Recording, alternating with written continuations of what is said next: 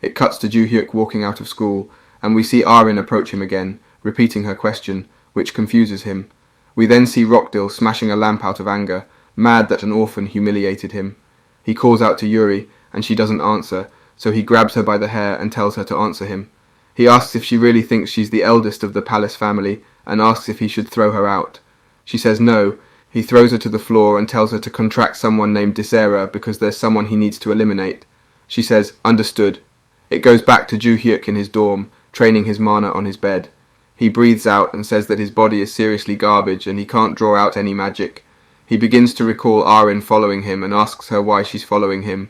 She just repeats what she said previously and he asks if she's a parrot. He thinks she's annoying and says he should get her to leave, telling her 10 million per lesson. She looks down and he tells her that he's going to leave because she can't afford it. She asks for his phone and he hands it to her. She tells him she's putting in her number so it's easier for her to send him money. Joo-hyuk asks what and realizes she sent him 100 million won. She asks if he can teach her now, but he says he won't and turns down her money. It goes back to him at his dorm and he says he was surprised about earlier and how she could have that much money. He's tempted by the money but says it's just money so it doesn't matter. We see him preparing for something and says it's time to find the secret vault. He walks in the woods and mentions how he checked out the school in advance. Most of his hidden notes were destroyed, but there are at least 4 notes. He's certain that they are in the mountains of Valhalla. He takes his hood off and releases some energy, looking for marbles that respond to his magic. He can sense it even with a little bit of magic. He finds it and begins to dig it up, commenting on how weak he is again. If he knew he'd struggle this much, he'd have buried it shallower. If it weren't for the Tower of Destruction, there wouldn't be a need for this. The world was on the verge of destruction, and there wasn't any room for his items, so he made notes for it. He hopes the inside is safe. After a while of digging, he finally found it, and we see a vault. He looks for the keyhole and says a regular key wouldn't fit, so he's going to make a string of magic and form it into a key. He opens it and drops down into it. See him atop a pile of treasures. Now that he doesn't need to worry about money, he can go search for something, although he doesn't specify what. He notices there are storage stones in the vault. He reaches out and picks up one, then infuses mana into it, and we see it overflowing with mana. He decides to take the jewellery and leave the gold bars. We see him back in class, having an existential crisis. But he is startled when Arin comes up to his desk and she asks the same question again. He wonders why someone from a swordsmanship family keeps asking him for training. He decides to ask her, and she says she's never seen anyone wield a blade better than him. He asks about her father, but she is interrupted by the simulation instructor telling Joo-hyuk to follow him. We see him walking to the door, and Arin reaches out but stops.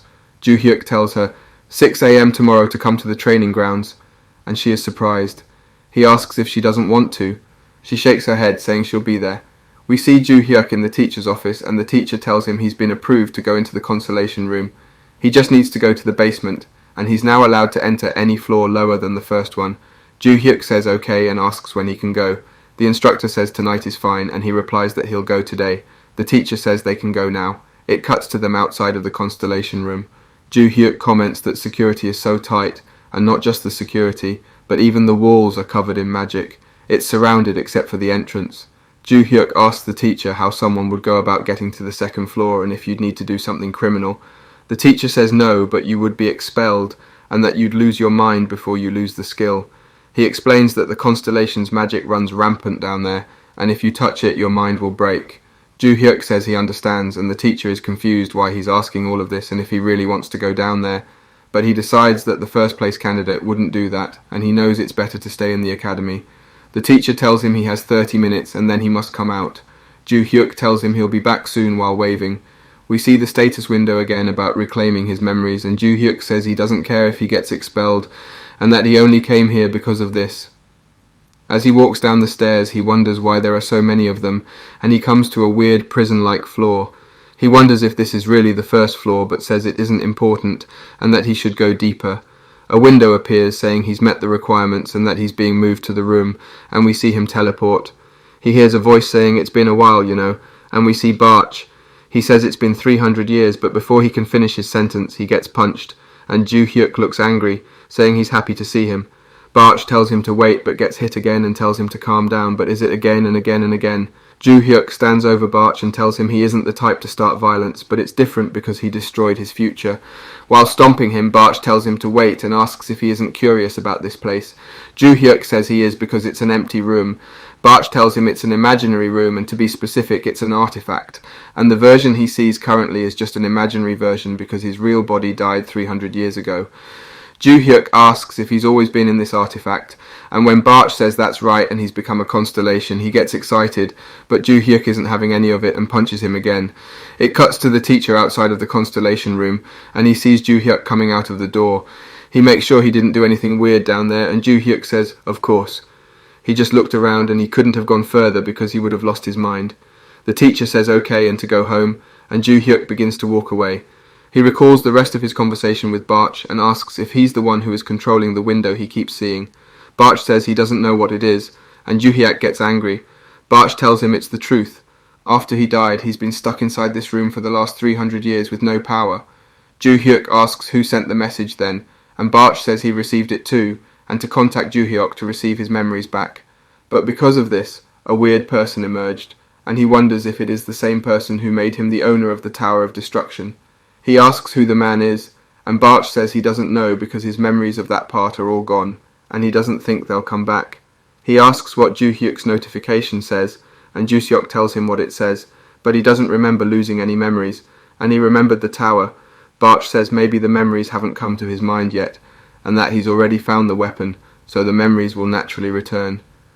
Barch explains that this space is the inner world of sacred artifacts, and that he became a constellation because of this artifact.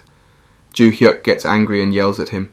It cuts back to him walking, and we learn the sword was his, and that he wanted to destroy and leave it behind, but the sword won't leave Barch unattended. He received a new quest from the sword. Someone calls out to him, and we see a bunch of goons saying they are seniors, and asks him to introduce himself. He is surprised a bully has juniors, and the lead goober, Lyric, says it's not enough to just introduce himself. One of them walks up, saying he'll beat him first, and begins to say some random stuff and gets instantly taken out. Joo-hyuk tells him to stop talking and fight instead. He continues to combo the guy, and then sends him flying over the rest of his group, hitting the wall, rendering him unconscious. When the group turns back around, they see Joo-hyuk has a sword, and are surprised because he didn't have one a second ago. Joo-hyuk tells them to quickly come at him already. Then it cuts to 3 hours earlier. We see Rockdill telling Ririg that he needs someone taken care of and that he'll reward him. He tells him Joo-hyuk's name, and it doesn't matter how they do it, but to take care of him, and asks if he'll accept. Lyric accepts, and we see him thinking that it doesn't matter if Joo-hyuk is first place. He's still just a freshman, so he won't stand a chance.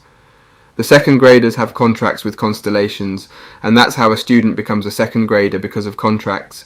Lyric thought that anyone who isn't in a special family should be easily beaten up, but we see Joo-hyuk taking out his men in rapid succession.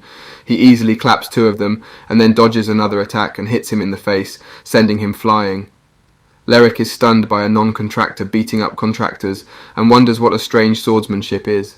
It just looks like he's using moderate force, but everyone is getting seriously hit. Joo-hyuk taunts the rest of them, and Lyric yells, "Don't be scared because it's just one first grader." Joo-hyuk says it seems like the boss has some spirit. Lyric runs at him with his sword, but is hit in the stomach by the sheath, and Joo-hyuk pushes into the hilt, causing a powerful attack on Lyric. We see him lose consciousness, and Joo-hyuk slaps him, telling him to wake up. He asks him why he picked a fight with him and who they are. Ririk says they are seniors, and Joo-hyuk asks if it's common for seniors to bully first graders. Lyric says it's just to put the first place into his place. Joo-hyuk comments on his loyalty and tells him he'll leave but to clean the place up. Lyric asks if he thinks he can go to school normally after this, and if people know then he'll be expelled. Joo-hyuk says, whatever, and mentions that if they try to say that, everyone will just think some second graders came to bully him but all got cleaned up. Then he'd be too embarrassed to even show his face, so he should think wisely if he wants to go to school and join a guild. Then he walks away. It shows Rockdill anticipating a phone call, and it's Lyric. Rockdill answers and asks how it went. Lyric tells him he's not doing the job anymore. Rockdill asks what he just said, and Lyric tells him he is staying away from Joo-hyuk. Rockdill is confused because earlier Lyric was confident about it. Lyric goes to hang up and Rockdill yells, asking him to wait. He suggests reporting the incident to the administration and mentions that if injuries are still visible, there's evidence. Lyric tells him even if his family supports him, they can't reclaim the honour they lost, and hangs up on him. Rockdill angrily breaks his phone and asks Yuri if he's contacted Desera, and she tells him that he's been informed but he's far away, so it'll take a while to get here. He asks her where he is. What will happen next? Find out next time by staying tuned for our future recaps. Don't forget to like and subscribe for more great recaps.